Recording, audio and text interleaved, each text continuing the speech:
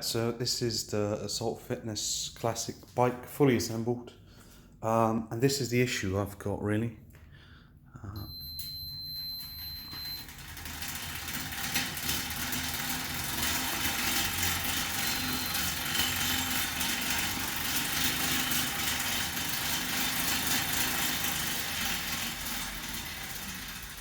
And so, it seems to be making a rattling noise.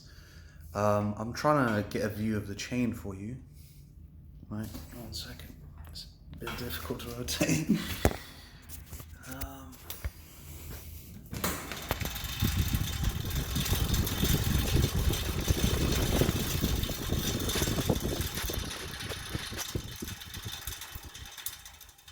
The chain seems fine, and it doesn't seem to be making any contact as it's spinning.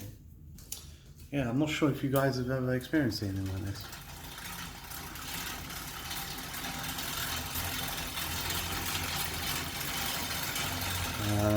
I've tried to play around with adjusting the tension at the back, the front, both sides.